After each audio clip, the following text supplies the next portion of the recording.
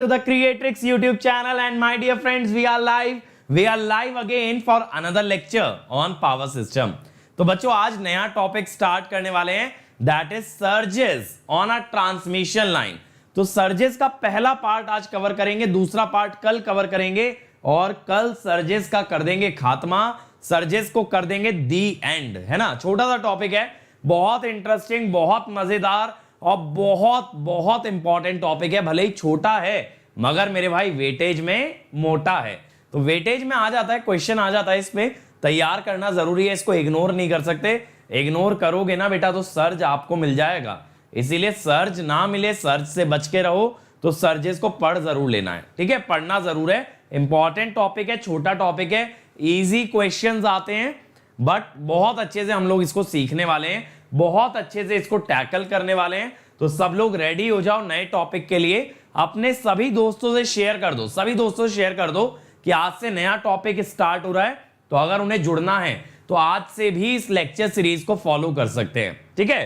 तो a very good evening to the friends who are joining right now.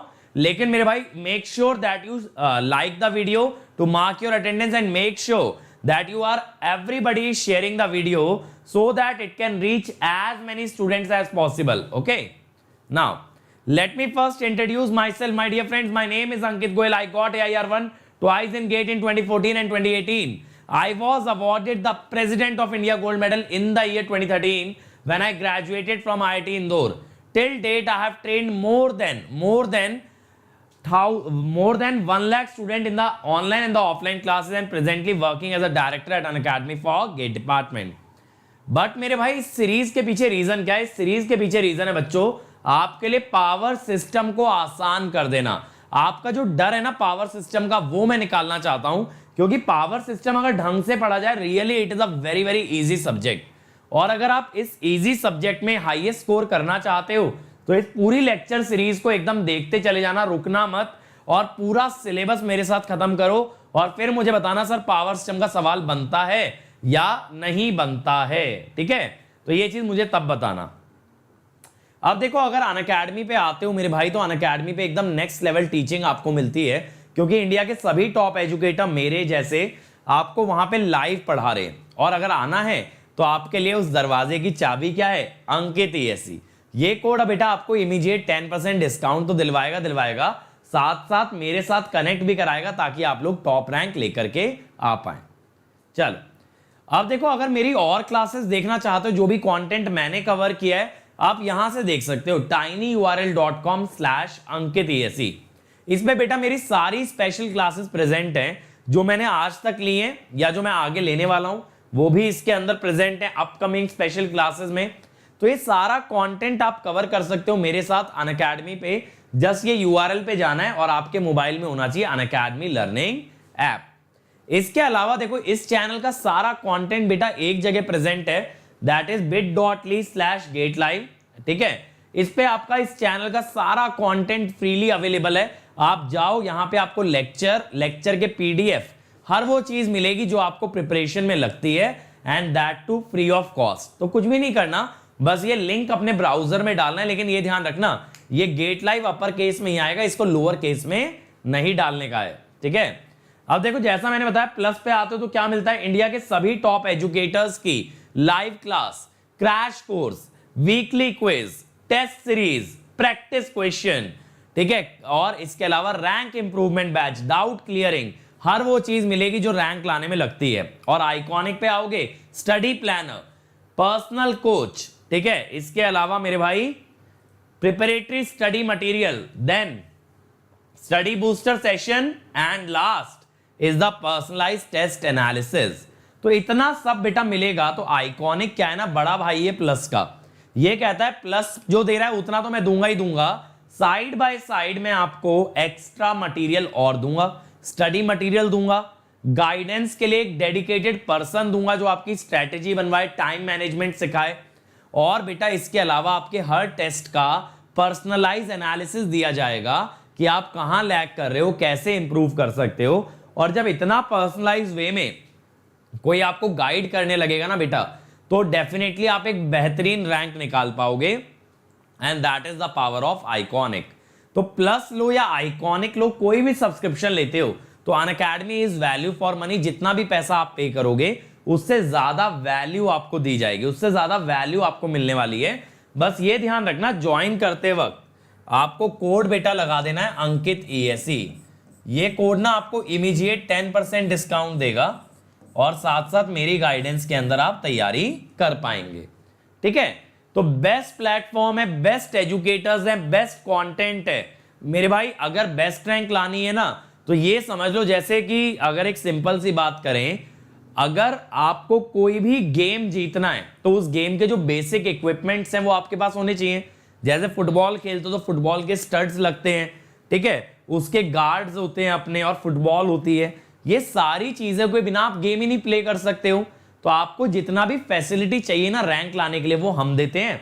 उसके ऊपर आप मेहनत करते हो, उसके ऊपर आप मेहनत करते हो तो उससे रैंक बनती है। ठीक है, तो आपका एक रैंक बनती है। ठीक है, तो रैंक के लिए आपकी मेहनत और हमारा कंटेंट, हमारे लेक्चर्स आपको हेल्प आउट करेंगे।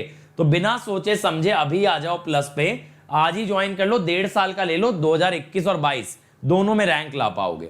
ठीक है, चलो स्टार्ट करें भाई, फिर चलिए शुरू किया जाए। शुरू करने से पहले बच्चों आपको रिचुअल पता है क्या करना पड़ता है, क्या रिवाज है इस क्लास का।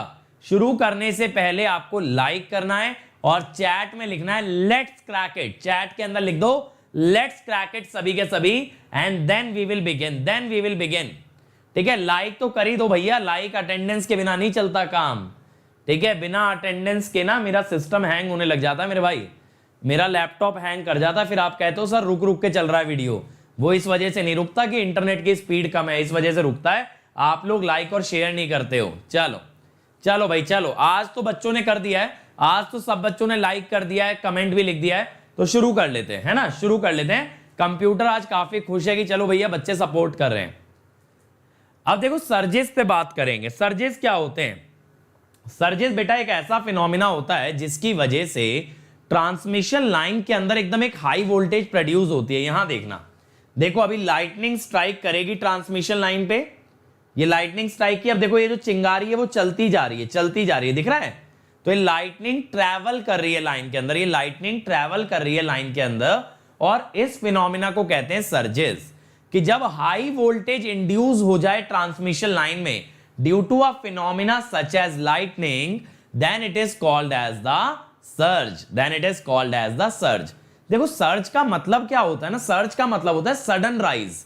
अगर सडनली वोल्टेज राइज कर गई ट्रांसमिशन लाइन की, then it will be called as a surge, then it will be called as a surge.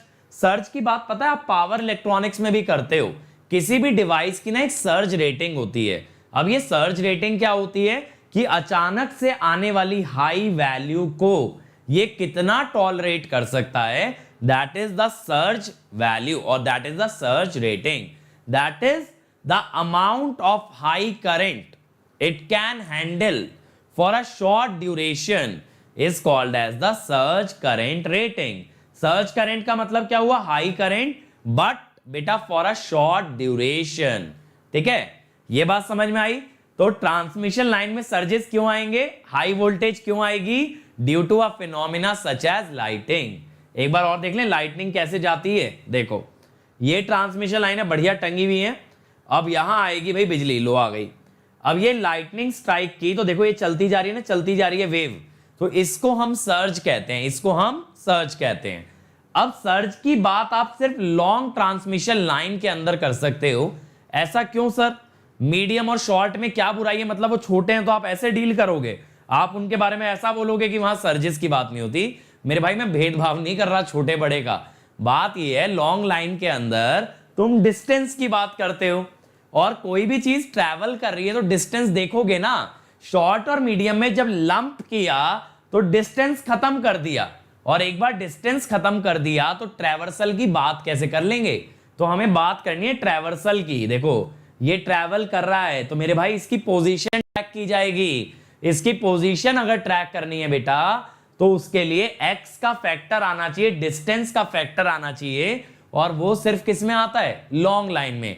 बाकी सब क्या है? लंप्ड। बाकी सब क्या है? लंप्ड। क्लियर हुआ? क्लियर हुआ? क्योंकि लॉन्ग लाइन के अंदर क्यों बात कर रहे हैं? क्योंकि लॉन्ग लाइन में एक्स या डिस्टेंस का पैरामीटर आता है, बाकी सब होते हैं लंप। चलो अब वेव प्रोपोगेशन की बात करते हैं कि सर्च कैसे प्रोपोगेट करता है। अगर मैथमेटिकली देखें, कंसेप्चुअली मैंने आपको सिखा दिया, अब मैथमेटिकली आते हैं। तो इस बार देखो बेटा, सेंडिंग एंड को मैंने x इक्वल टू 0 माना है, रिसीविंग एंड को x इक्वल टू l माना है। ठीक है, x इक्वल टू l माना है। ठीक है, अरे प्रैक्टिकली मेरे भाई शॉर्ट मीडियम लॉन्ग नहीं होते हैं, प्रैक्टिकली ट्रांसमिशन लाइन बस ट्रांसमिशन लाइन है, उसे क्लासिफाई हमने किया है। ठीक है, अब देखो सेंडिंग एंड को x इक्वल टू 0 माना है, रिसीविंग एंड को x इक्वल टू l माना है, जबकि हमने लॉन्ग लाइन में उल्टा लिया था ना, रिसीविंग को रेफरेंस लिया था और सेंडिंग को l माना था। अब यहां पे ध्यान दो, ऐसा क्यों किया बेटा कि सेंडिंग को 0 माना, क्योंकि सर्ज हम ये मानेंगे सेंडिंग से रिसीविंग की ओर जा रहा है, तो सर्ज स्टार्ट कहां से कर रहा है, सेंडिंग से, तो उसको क्या लिया गया है, x इक्वल टू 0। ठीक है, अब देखो इसके अंदर भी अगर एनालिसिस करना है तो बिना लंप किए तो आपके नेटवर्क, ठीक है, बिना लंप किए तो आपके नेटवर्क के पैरामीटर्स चलेंगे नहीं, नेटवर्क का एनालिसिस चलेगा नहीं मेरे भाई, इसीलिए लंप करना अनिवार्य है। तो लंप अगर करना चाहते हो तो क्या करें, सर एक इसका ना छोटा सा सेक्शन ले लो, पूरी लाइन को काहे लंप करते हो, छोटा सा सेक्शन लो, लंप करो, एनालिसिस निपटा दो सर, एनालिसिस निपटा दो सर, बिल्कुल कर लेते हैं। तो देखो ये x है और ये x प्लस डेल्टा x है, तो मैंने ना एक छोटा सा सेक्शन लिया है डेल्टा x का, I have taken a small section of delta x। अब इसमें रेजिस्टेंस आ गया r delta x, inductance L delta x, capacitance C delta x और कंडक्टेंस G डेल्टा x। यहां पे वोल्टेज कितनी है, Vx plus delta x t plus delta t, और current है Ix plus delta x t plus delta t, और इसमें Ix t और Vxt, Ix t और Vxt। समझ आया। अब बच्चों यहां पे ना j ओमेगा l वाला फेजर मत लगा देना गलती से भी, surges are treated as a DC value, surges are treated as a DC value, so we cannot use the AC analysis। अब ये देखो कवाना मेरे नाम के साथ मेरा कोड भी बता रही है, ये क्या करते रहते हो तुम लोग, चलो बढ़िया है, कोड बताते रहा करो बच्चों को, ज्यादा से ज्यादा बच्चे मुझसे कनेक्ट हो, मेरे से कनेक्ट होने का तरीका है मेरा अनअकैडमी का कोड अंकित ESE। अब देखो बच्चों इसको एनालिसिस कैसे किया जाए वो देखते हैं। ठीक है, थोड़ा सा मैथमेटिकल है, मेरे साथ बने रहना, मजा आ जाएगा, फोड़ दोगे फाड़ दोगे आग लगा दोगे, लेकिन ध्यान से देखना। अब क्या होगा, KVL लगाते हैं, एकदम बेसिक से समझाता हूं मैं, आप लोगों को पता है ना, KVL लगाते हैं कि भैया अगर KVL लगाओगे तो वोल्टेज ड्रॉप कितना आ रहा है, वोल्टेज ड्रॉप आ रहा है सीरीज ब्रांच के अंदर, सीरीज ब्रांच के अंदर। ठीक है, अब j omega L delta x मत लिख देना, तो यहां पे क्या करोगे, L delta x del I by del t। ठीक है, del I by del t, del I by del t। अब ये पूछ रहे हैं अग्निवा कि क्यों एक सर्ज को डीसी माना जाता है। देखो यार, जब अचानक से वोल्टेज इंड्यूस हुई तो वोल्टेज एकदम से हाई हो गई, तो उसको स्टेप ही तो मानोगे, सडनली वोल्टेज जब इंक्रीज होगी तो it will be treated as a step wave, और वही मानते हैं। अब देखो बेटा यहां पे क्या कर सकते हो, Vxt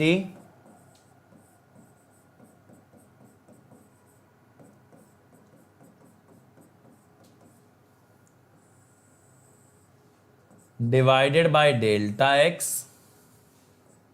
इज, यहां पे क्या है, I R plus L del I by del t। ठीक है, ये आ गया ना, मैंने डेल्टा x नीचे ले लिया, अब नीचे बेटा डेल्टा x आ गया, तो ये तो डेफिनेशन हो गई ना डेरिवेटिव की, लेकिन डेरिवेटिव की डेफिनेशन में हमेशा f of x plus delta x होता है, f of x plus delta x होता है, और minus fx, f of x plus delta x minus fx, ये उल्टा है, इसीलिए इसको लिखेंगे minus del v by del x। ठीक है, ये आ गया फर्स्ट। सिमिलरली बेटा देखो, अगर केसीएल लगाते हो, सिमिलरली अगर केसीएल लगाते हो, डायरेक्ट लिख रहा हूं equation, but you must understand by KCL कुछ इसी तरह की इक्वेशन बनेगी।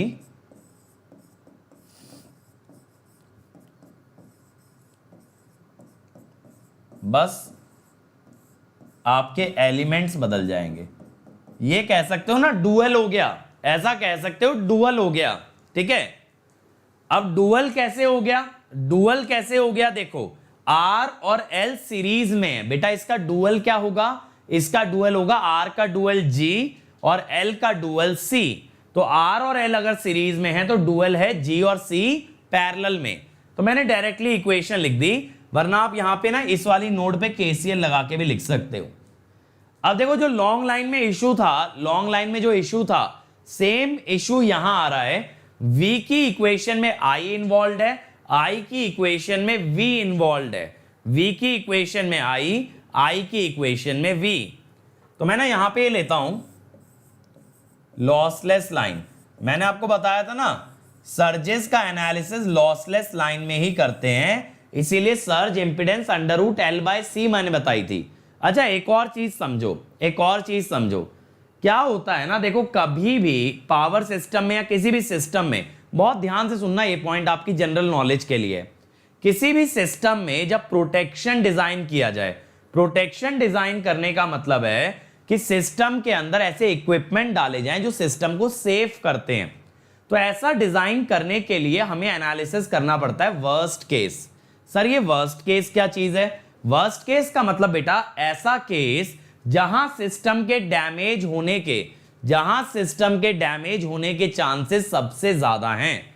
तो बेटा देखो, अगर लाइन के अंदर एनर्जी आ रही है, ये एनर्जी अगर डिसिपेट हो गई तो बढ़िया है, क्योंकि ये एनर्जी लाइन को बीमार ही नहीं बहुत बीमार बना सकती है। आता है ना मूवी के एंड शुरू में, वैसा ही वाला हिसाब हो रहा है ये। तो ये एनर्जी लाइन के लिए बड़ी खतरनाक है। तो बेटा अगर आपने इसको डिसिपेट करा दिया तो मजा आ जाएगा, बढ़िया हो जाएगा। लेकिन हमें तैयार किस चीज के लिए रहना है कि अगर ये डिसिपेट ना हुई, अगर ये डिसिपेट ना हुई, तो अगर ये डिसिपेट ना हुई माने कि लाइन को क्या ले लो, लॉसलेस। अगर आप इतनी बुरी कंडीशन के लिए तैयार हो तो इससे बेहतर कंडीशन में तो आप बढ़िया रहोगे। इसीलिए हमेशा कहते हैं ना, hope for the best but be prepared for the worst. तो सेम चीज कर रहे हैं, वर्स्ट कंडीशन ले रहे हैं, ठीक है। समझ आया ना वर्स्ट कैसे है, क्योंकि लाइन के अंदर जो एक्सेस एनर्जी है वो डिसिपेट नहीं हो पा रही है, वर्स्ट केस, ठीक है। अब वर्स्ट केस अगर लोगे तो R और G आपने 0 कर दिया, R और G 0 कर दिया, तो del V/del X, ठीक है। एक इक्वेशन समझते जाना बढ़िया तरीके से। अब दूसरी इक्वेशन क्या होगी बच्चों,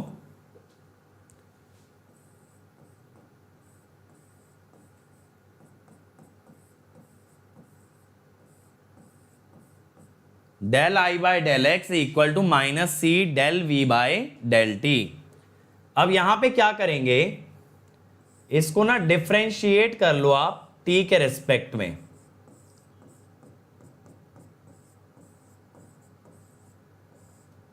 t के रेस्पेक्ट में डिफरेंशिएट कर दो। अगर आपने ये कर दिया, एक सेकेंड, हमने इसको t के रेस्पेक्ट में डिफरेंशिएट कर दिया और इसको x के रेस्पेक्ट में करो, पहली इक्वेशन को x के रेस्पेक्ट में करो। तो अगर आप करोगे, ठीक है,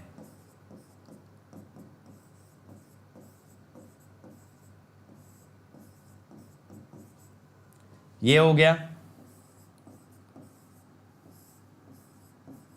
ठीक है। ये इक्वेशन समझ में आई।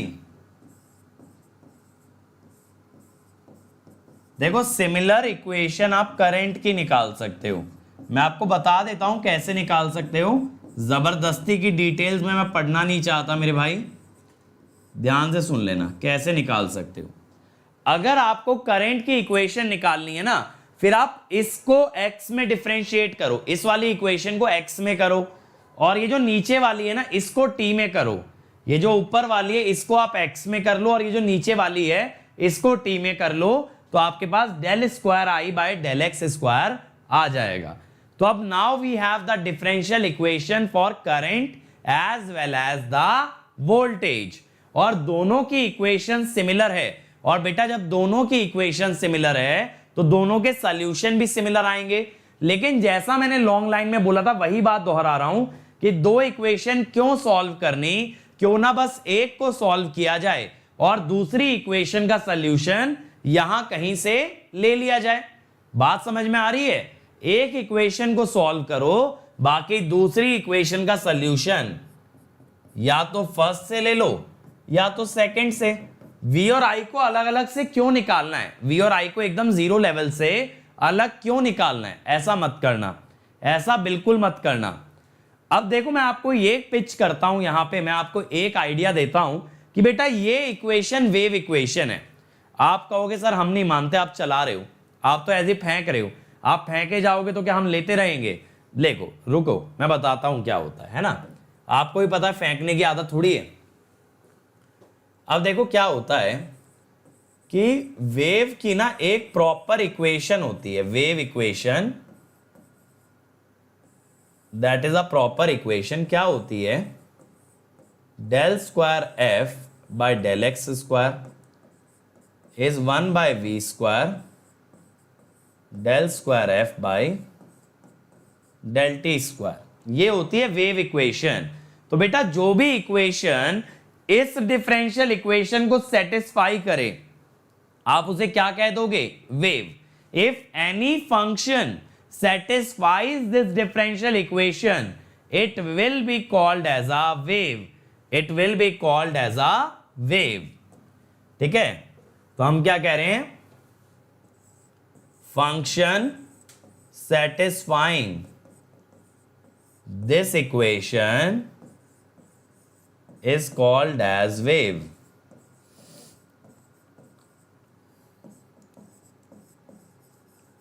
ठीक है भाई, आप उसको वेव बोलोगे। अब देखो बेटा, अब देखो एक बार यहां पे ध्यान दो, सेम तरह की इक्वेशन आपको मिली थी ऑलरेडी, सेम तरह की इक्वेशन आपको मिली थी ऑलरेडी।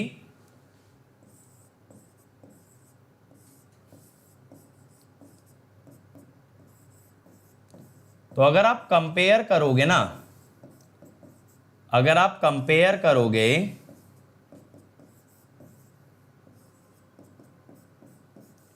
तो ये वेलोसिटी तो मैं आपको बेटा पहले ही पढ़ा चुका हूं, ये वेलोसिटी तो मैं आपको पहले ही पढ़ा चुका हूं। तो देखो क्या होगा, सर्जेस जो होते हैं दे आर इलेक्ट्रोमैग्नेटिक वेव। ठीक है, सर्जेस जो होते हैं दे आर इलेक्ट्रोमैग्नेटिक वेव, तो उनकी वही वेलोसिटी होगी जो हमने वेव्स की वेलोसिटी पढ़ी है, जो हमने वेव की वेलोसिटी पढ़ी है।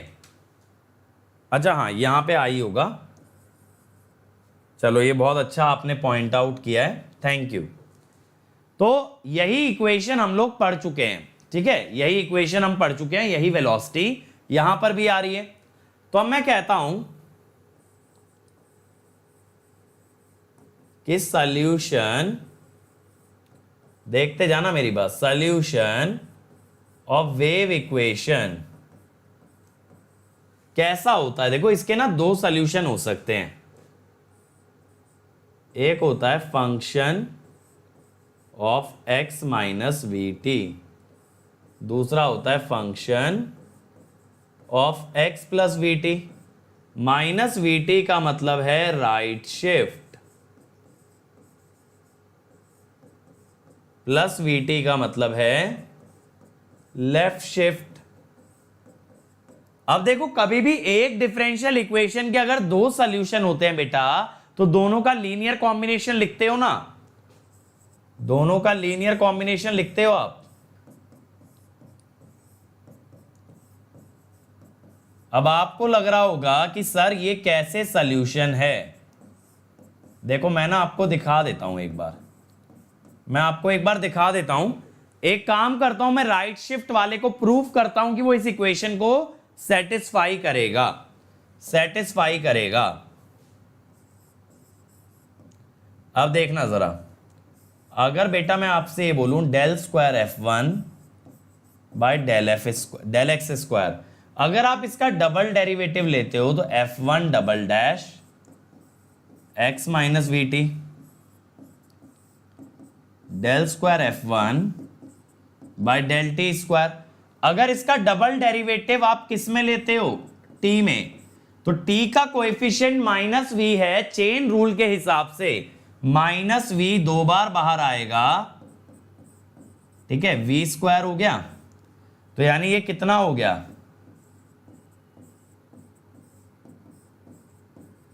समझे? अब देखना जरा, यही तो इक्वेशन बन गई। ये वी स्क्वायर को जब आप नीचे लेके जाओगे तो सेम इक्वेशन नहीं आ जाएगी। इसीलिए मैंने बोला ये जो दो सॉल्यूशन है, आप x प्लस वी टी ले लो या x माइनस वी टी ले लो, both of them will satisfy the wave equation. This is called as the wave equation. तो लाइफ में कभी भी आपसे कभी पूछ लिया जाए बेटा कि ये फंक्शन क्या वेव को रिप्रेजेंट करता है, आप उस फंक्शन को डिफरेंशियल इक्वेशन में डालना, सेटिस्फाई कर गया तो वेव है, और सेटिस्फाई नहीं कर पाया तो वेव नहीं है। ये फिर चाहे देखो स्ट्रिंग वेव हो, चाहे फिर वो साउंड वेव हो, चाहे फिर वो इलेक्ट्रोमैग्नेटिक वेव हो, this equation needs to be satisfied. This needs to be satisfied for every wave, ठीक है। तो अब देखो ये क्या होता है, ये जो x माइनस वी टी है इसको हम किस नाम से जानते हैं भाई, ये मैं आपको पहले बता चुका हूं, फॉरवर्ड वेव। और ये जो x प्लस वी टी है इसको हम जानते हैं बैकवर्ड वेव के नाम से, ठीक है। और मेरे भाई यहां पे v क्या होती है, v is the velocity of wave. समझ में आ गया ना, समझ में आ गया बढ़िया तरीके से, क्यों भाई, समझ में आ गया। चलो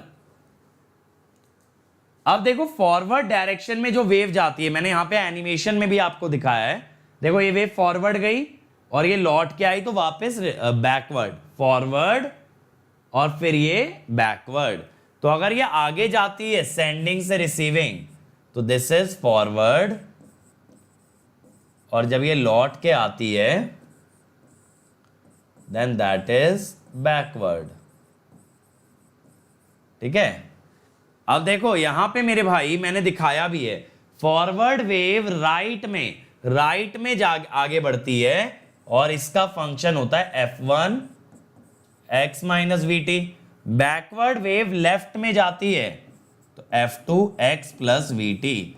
और मैंने आपको सिग्नल की टर्म्स में भी समझाया था ना, सिग्नल की टर्म्स में भी समझाया था कि x minus we T right shift है, राइट शिफ्ट का मतलब है forward motion, x plus we T left shift है, लेफ्ट शिफ्ट का मतलब है बैकवर्ड मोशन, ठीक है।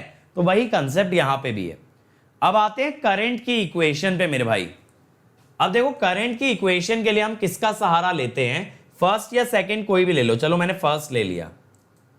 तो from first what can I say, del V by del x, ठीक है। अब del V by del x कितना होगा, आप तो वोल्टेज की इक्वेशन निकाल चुके हो ना, तो ये होगा C1 F1 dash x minus we T, ठीक है, ये होगा ना।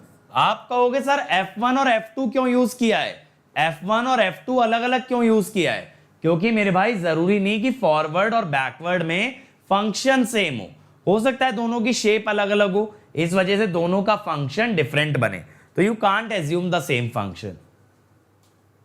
अब हम क्या कहेंगे,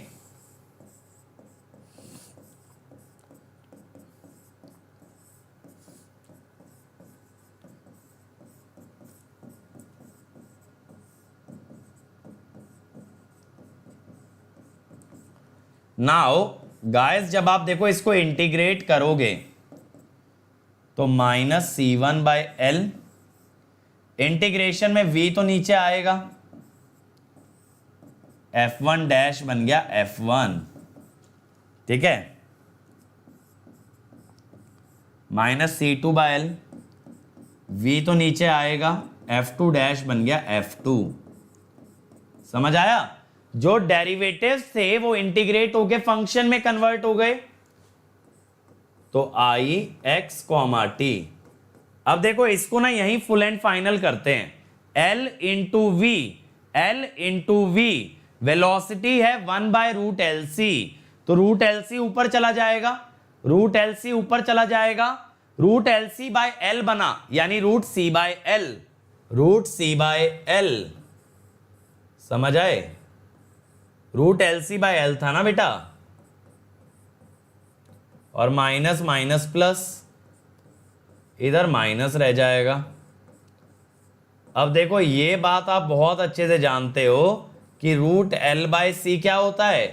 कैरेक्टरिस्टिक इंपीडेंस, या यहां पे सर्ज इंपीडेंस, ये जानते हैं ना सभी लोग। अब इससे तो काफी बार पाला पड़ गया मेरे भाई, अब तो आप जान ही चुके हो कि सर्ज इंपीडेंस है, ठीक है। इसीलिए बेटा मैंने ऐसा नहीं किया कि दोनों इक्वेशन इंडिपेंडेंटली सॉल्व करूं, दोनों को एक साथ किया, एक इक्वेशन निकाली और उसकी मदद से दूसरी इक्वेशन निकाल दी। अब देखो फॉरवर्ड वोल्टेज कितनी थी? फॉरवर्ड वोल्टेज थी यहां पे F1 x minus VT, forward current है F1 x minus VT by ZC। तो अगर मैं ये बोलूं forward voltage by forward current that is ZC, लेकिन बैकवर्ड करंट में ना देखो एक माइनस आ गया, जिस वजह से ये हो गया माइनस ZC। अगर ऐसा हो गया मेरे भाई VF by IF ZC, VB by IB minus ZC, इसका मतलब क्या हुआ? इसका मतलब ये हुआ backward V and I are in opposite phase, are in opposite phase।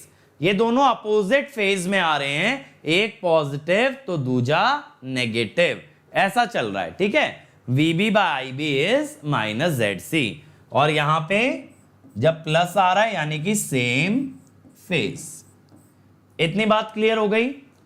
अब बात करेंगे देखो बाउंड्री कंडीशन की, तो ये वाला एनिमेशन देखना, देखो ये इंसिडेंट गई तो कुछ पार्ट आगे गया कुछ पीछे आया।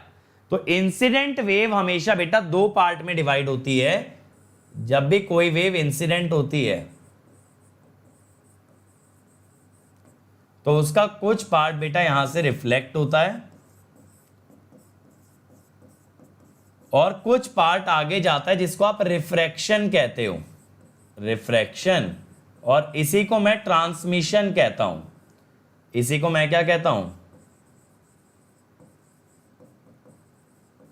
ट्रांसमिशन, ठीक है। तो अब यहां पे बात की जाती है बाउंड्री कंडीशन की, यानी जो दो मीडियम की बाउंड्री है जहां से पूरा रिफ्लेक्शन और ट्रांसमिशन चल रहा है, इस बाउंड्री पे हो क्या रहा है, इस बाउंड्री पे कौन सी कंडीशन एग्जिस्ट करती है, समझ रहे हो। ये इंसिडेंट गई, कुछ पार्ट आगे गया और कुछ वापस लौट के आया, तो इस बाउंड्री पे क्या चल रहा है इस बारे में डिस्कस करना जरूरी है। तो देखो मैं क्या कहता हूं, अगर ये बाउंड्री x इक्वल टू 0 है तो मेरी बात ध्यान से सुनना कि भाई voltage and current are continuous function of x। आप कहोगे तो सर इससे क्या हो गया? इससे बेटा ये हो गया कि वोल्टेज जो x इक्वल टू 0 माइनस पे है वही voltage x equal to 0 plus पे है, करंट जो x इक्वल टू 0 माइनस पे है वही current x equal to 0 plus पे है। मानते हो ना ये बात कि अगर कॉन्टिन्यूअस हैं तो दोनों वैल्यूज लेफ्ट में और राइट में सेम आएंगी, ठीक है, लेफ्ट में और राइट में सेम आएंगी, ठीक है। अब आप कह रहे हो सर मीडियम का कॉन्सेप्ट समझ नहीं आ रहा। मेरे भाई देखो, जैसे एक सिंपल सा एग्जांपल लो, मान लो लाइट है ना, लाइट है, तो लाइट जब एयर में चल रही है तो एयर एक मीडियम है। अब ये बेटा मैंने पानी की बोतल उठा ली है ना, अब देखो ये जो ऊपर से लाइट आ रही है ना सीलिंग से, जब वो इस पानी के अंदर एंटर करती है तो मीडियम बदल गया, पानी के अंदर एंटर करती है तो बेटा मीडियम बदल गया। तो इसको हम लोग मीडियम कहते हैं, यानी एक ऐसा साधन जिसके थ्रू एक वेव ट्रैवल करती है। जैसे आप गाड़ी में ट्रैवल करते हो तो गाड़ी आपके लिए मीडियम है, ऐसे ही वेव हवा में ट्रैवल करे तो एयर एक मीडियम हो गया, पानी में ट्रैवल करे वाटर एक मीडियम हो गया। ठीक है, तो अब देखो इंसिडेंट वेव आकर के दो पार्ट में जाती है, रिफ्लेक्टेड और ट्रांसमिटेड। तो लेफ्ट में कौन कौन सी वेव है, देखो लेफ्ट में एक इंसिडेंट और एक रिफ्लेक्टेड। तो हम क्या कहते हैं कि भाई incident plus reflected is actually equal to transmitted. आप कहोगे सर लॉजिकली सही नहीं लग रहा, कायदे से incident should be reflected plus transmitted. ठीक है, आप कहोगे सर लॉजिकली नहीं लग रहा, लॉजिकली ऐसा सही नहीं लग रहा। हर्षित पूछ रहे हैं हमारी ट्रांसमिशन लाइन तो यूनिफॉर्म है तो मीडियम कहां चेंज हुआ। मेरे भाई जब दो ट्रांसमिशन लाइन को ज्वाइन करोगे, या ट्रांसमिशन लाइन ट्रांसफॉर्मर से जुड़ेगी या ट्रांसमिशन लाइन यूजी केबल से जुड़ेगी, तो बेटा वहां पे मीडियम तो बदल गया ना, वहां मीडियम बदल गया। अब ध्यान दो, आपका डाउट ये होना चाहिए कि सर इंसिडेंट दो भाग में डिवाइड हो रही है, रिफ्लेक्टेड और ट्रांसमिटेड, तो आपने ऐसा क्यों नहीं लिखा कि incident equal to reflected plus transmitted. ठीक है, रिफ्लेक्टेड प्लस ट्रांसमिटेड। तो मेरे भाई देखो ऐसा इसलिए नहीं लिखा क्योंकि जो आप लॉजिक लगा रहे हो ना वो एनर्जी के लिए ट्रू है, वो वोल्टेज और करंट के लिए नहीं है। ठीक है, वो वोल्टेज और करंट के लिए नहीं है, वो किसके लिए ट्रू है, एनर्जी के लिए। किसके लिए ट्रू है, एनर्जी के लिए। यानी एनर्जी जब जाके टकराती है तो कुछ एनर्जी लौट के आती है, कुछ आगे चली जाती है। अब आप कहोगे सर एनर्जी में कैसे जस्टिफाइड है, देखो ऐसे, मैं अभी ये इक्वेशन बोला हूं, V incident plus V reflected is V transmitted.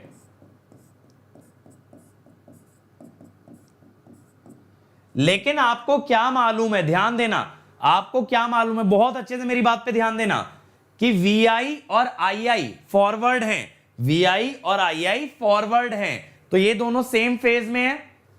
ध्यान से सुनो, VI और II फॉरवर्ड हैं, दोनों सेम फेज में हैं, या ये कह दो दोनों पॉजिटिव हैं, दोनों पॉजिटिव हैं।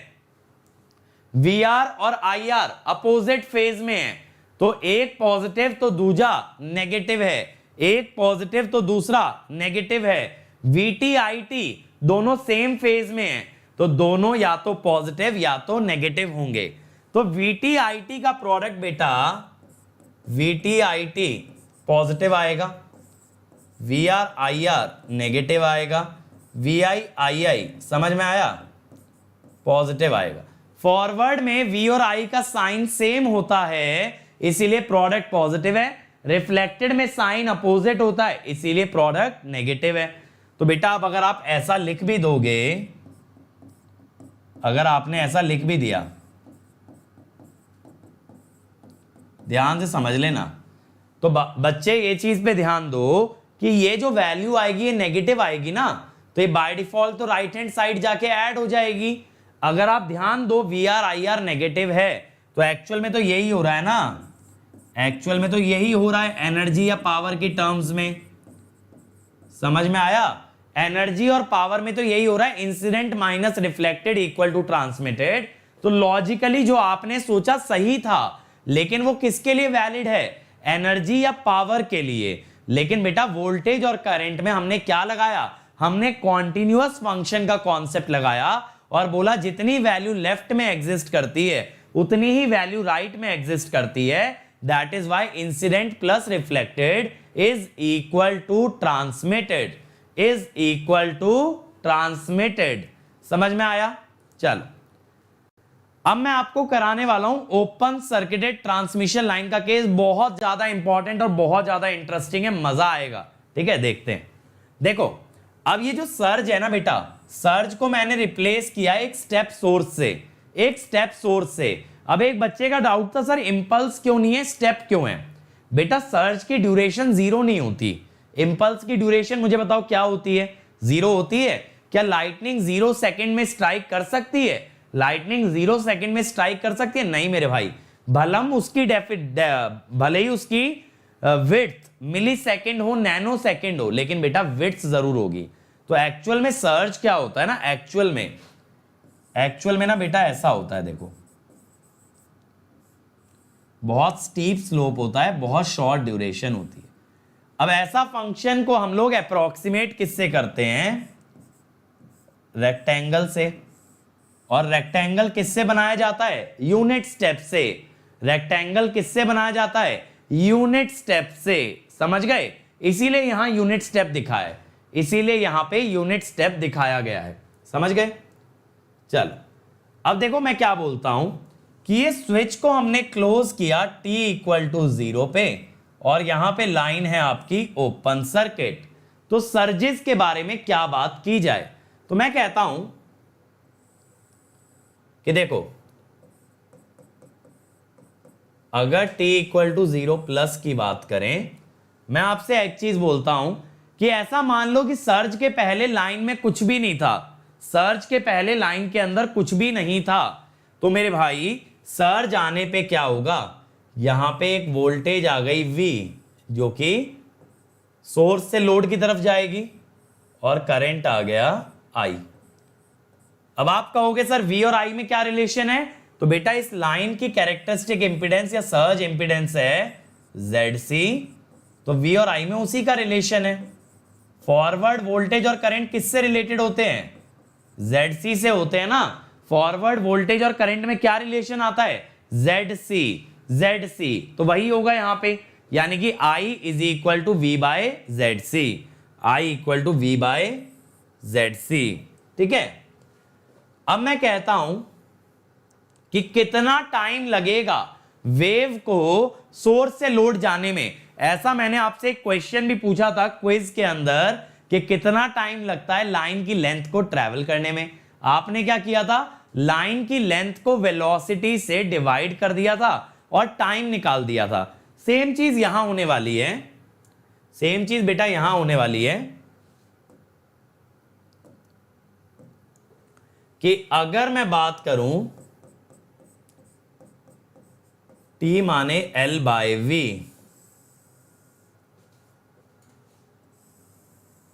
ठीक है, T माने L बाय V, तो इस पे क्या होगा? पूरी वेव पहुंच गई रिसीविंग पे।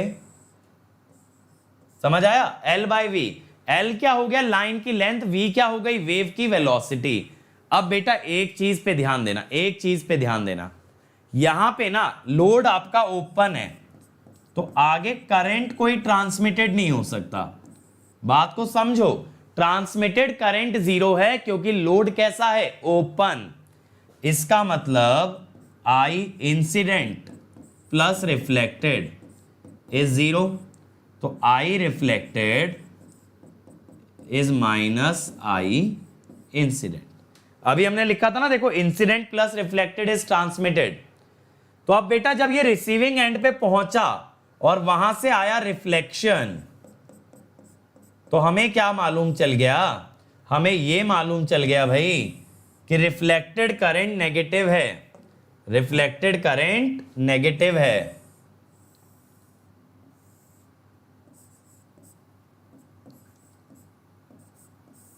तो ये करंट हो गया 0। ठीक है, क्योंकि देखो करंट 0, करंट 0 क्यों हो गया? करंट 0 क्यों हो गया? इसलिए जब इंसिडेंट है I और रिफ्लेक्टेड है माइनस I, इंसिडेंट है I और रिफ्लेक्टेड है माइनस I, तो दोनों का सम क्या आया? 0। दोनों का सम क्या आया? 0। अब देखो बेटा एक बात पे ध्यान देना बहुत अच्छे से, अगर बैकवर्ड चलने वाला करंट नेगेटिव है, बैकवर्ड चलने वाला करंट नेगेटिव है, तो बैकवर्ड की वोल्टेज होगी पॉजिटिव।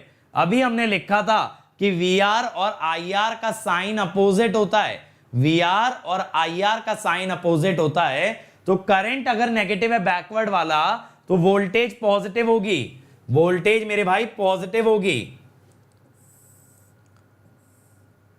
तो देखो V तो पहले से थी, V और आने लग गई, तो कितनी हो गई वोल्टेज 2V।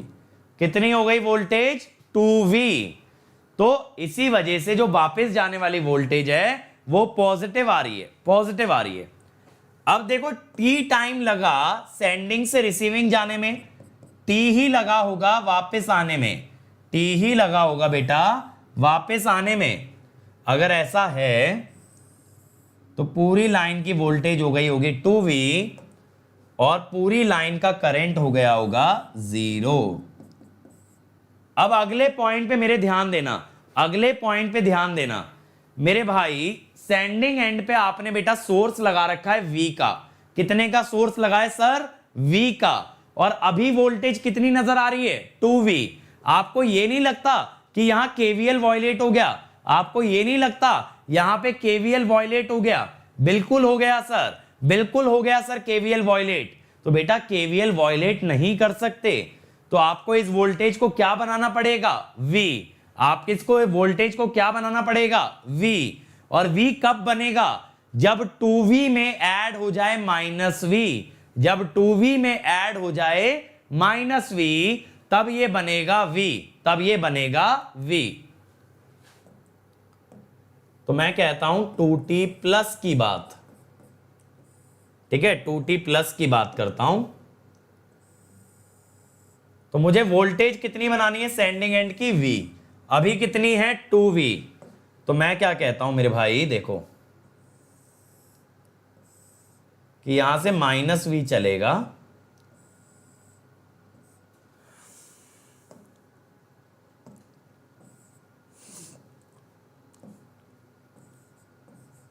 ठीक है।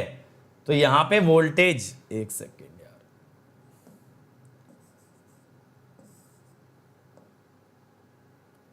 यहां पे देखो वोल्टेज कितनी होती चलेगी इस टाइप से V। जहां जहां ये -V पहुंचता जाएगा वहां वहां वोल्टेज होती जाएगी V। बाकी बचे हिस्से में रहेगी 2V। बाकी बचे हिस्से में क्या रहेगी मेरे भाई? 2V। अब देखो इसके बाद, अब देखो इसके बाद क्या होगा? -V वाला फॉरवर्ड है, फॉरवर्ड में करंट और वोल्टेज की पोलैरिटी होती है सेम। तो अगर V नेगेटिव है तो I भी नेगेटिव। ये फॉरवर्ड है, फॉरवर्ड माने लेफ्ट से राइट, लेफ्ट से राइट जा रहा है, तो वोल्टेज नेगेटिव है तो करंट भी नेगेटिव ही आना है, because they have the same polarity. अब T = 3T,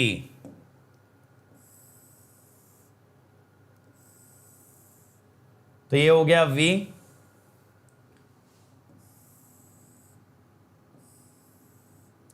और ये हो गया -I। अब मैं कहता हूं 3T प्लस। अब देखो फिर से रिफ्लेक्टेड, रिसीविंग एंड से रिफ्लेक्शन आएगा। अब रिफ्लेक्शन आपने अभी प्रूव किया था, रिफ्लेक्शन आपने प्रूव किया था कितना होता है? Negative of the incident, negative of the incident. तो इंसिडेंट अगर -I है तो रिफ्लेक्टेड कितना आएगा मेरे भाई? रिफ्लेक्टेड आएगा +I।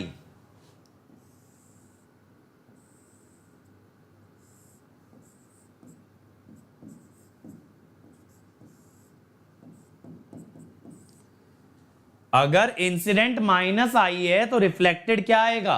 +I, ठीक है। अगर रिफ्लेक्टेड +I आ रहा है मेरे भाई तो रिफ्लेक्टेड वोल्टेज क्या आने वाली? जल्दी से बता दो, अब तो समझ ही गए होगे। रिफ्लेक्टेड वोल्टेज क्या आने वाली है? -V,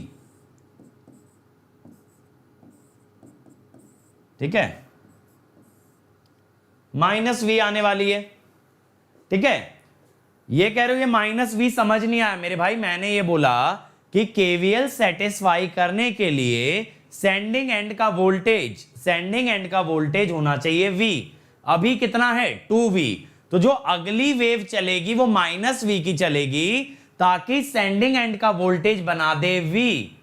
अभी है 2v, करना है v, तो जो अगली वेव जानी चाहिए वो ऑटोमेटिकली कितने की जाएगी, -v की, -v की। और -v अगर फॉरवर्ड है तो फॉरवर्ड करंट भी कितना होगा, -i। ठीक है, तो इस लॉजिक से चल रहा है।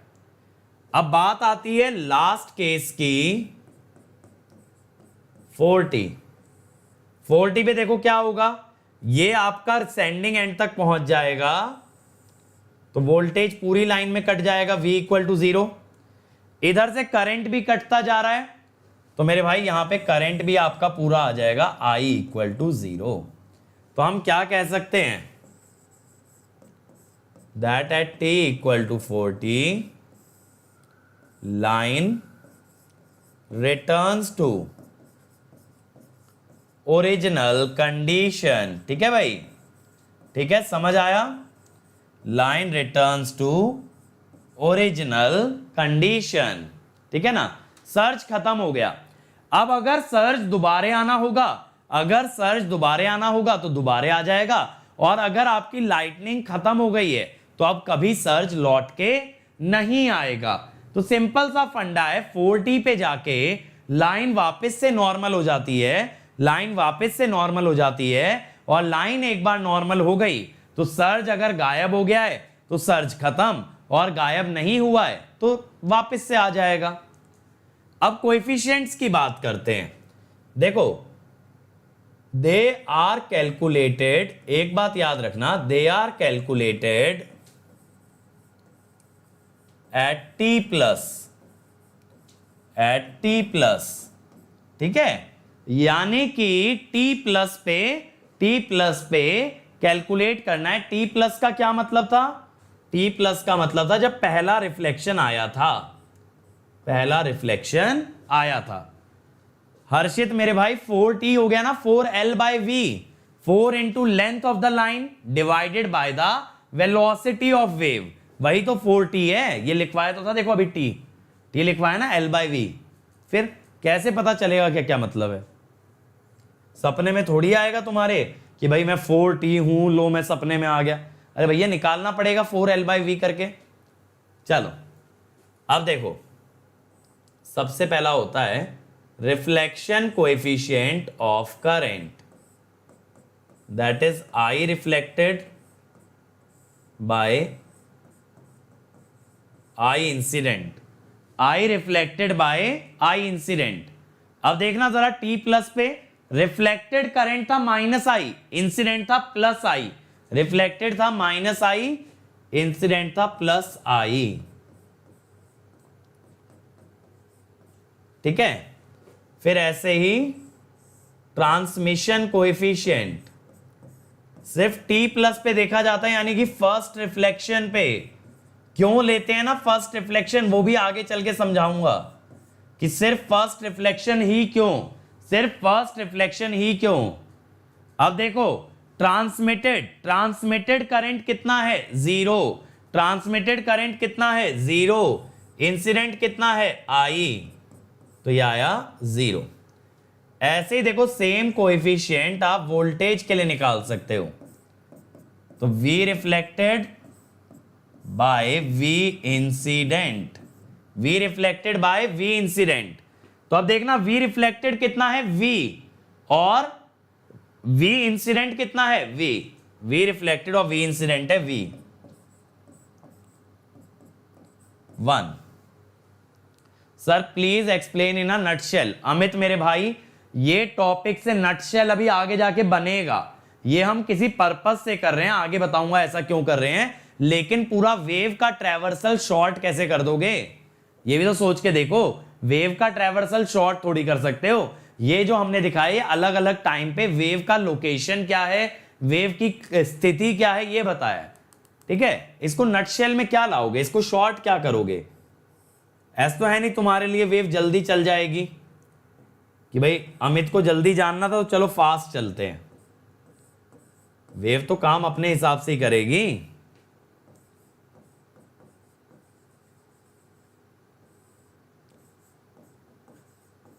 ठीक है, अब देखो, यहां ट्रांसमिटेड वोल्टेज है मेरे भाई 2V, T प्लस पे ट्रांसमिटेड वोल्टेज है 2V, T equal to 3T में वोल्टेज नेगेटिव होगा।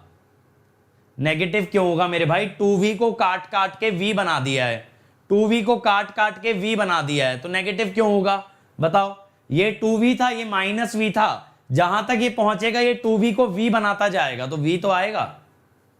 ठीक है, तो ये आएगा 2V by V, that is 2। अच्छा देखो यहां पे ना एक शॉर्टकट क्या होता है, मैं आपको बताता हूं।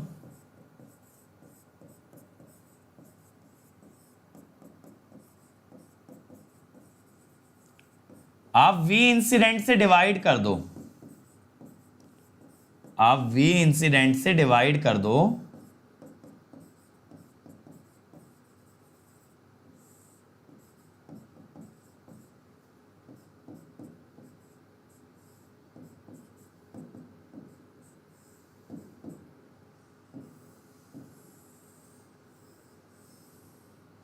One plus gamma R is equal to gamma T.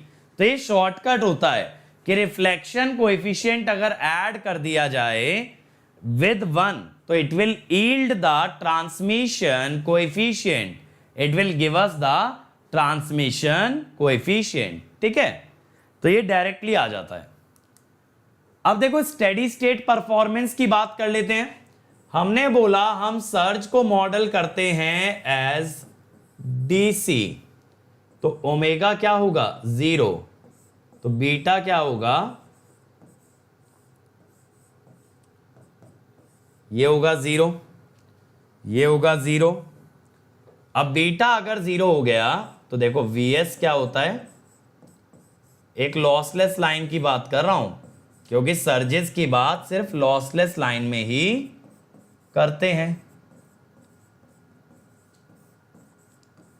अब देखो IR तो 0 ही है, ओपन सर्किटेड लाइन की बात कर रहे हो ना, तो VS हो गया VR। कैसे? देखो बीटा, अगर बीटा 0 हो गया मेरे भाई, बीटा अगर 0 हो गया तो cos 0 is 1, cos 0 is 1।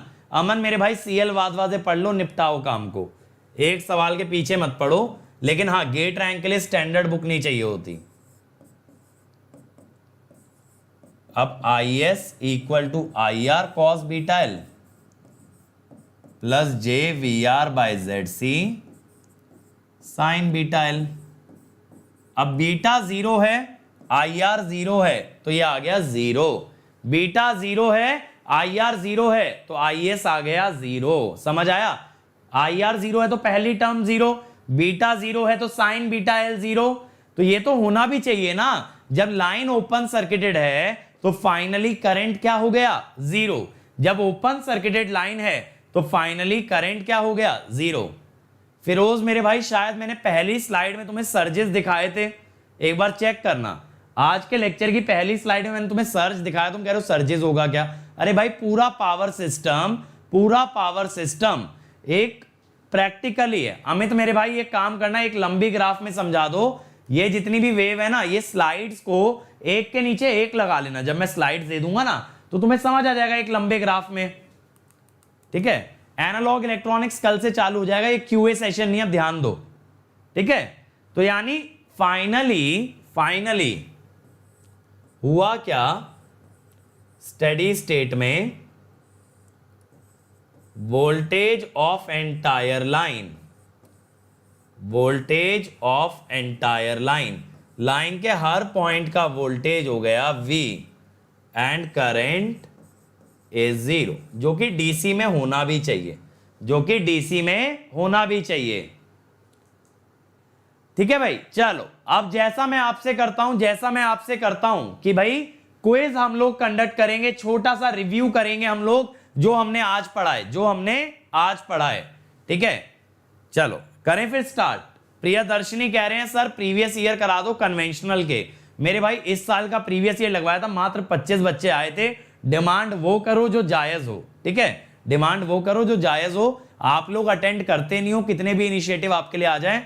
Power system की अटेंडेंस 850 से 150 गिरी है, ठीक है, तो कुछ डिमांड करने से पहले ये सोच लिया करो कि अटेंडेंस कहां है। ठीक है, चलो शुरू करें। अगेन सेम चीज, आपको 15 सेकंड मिलेंगे, fastest answer and the most correct answer आपने देना है। तो फर्स्ट वन भाई जल्दी से बनाओ। Transmitted voltage at T equal to, ये टी प्लस है, sorry T plus, transmitted voltage at T equal to T plus. 10 second और दे रहा हूं, क्या होगा जल्दी बताओ, टाइम अप होने वाला है and the time is up. तो ये होगा V ट्रांसमिटेड इज 2V। अभी तो मैंने लिखवाया है ना, अभी लिखवाया है V ट्रांसमिटेड इज 2V। देखो देखो भूल गए ना, ट्रांसमिटेड वोल्टेज 2V था, ट्रांसमिटेड वोल्टेज 2V था, आप सब लोग भूल गए, अभी कराया है। देखो इसमें भी कराया है, transmitted voltage is 2V by incident. चलो कोई नहीं, अगले पे आते हैं। What is the relation between backward voltage and current? Relation between backward voltage and current, चलो भाई जल्दी से बताओ।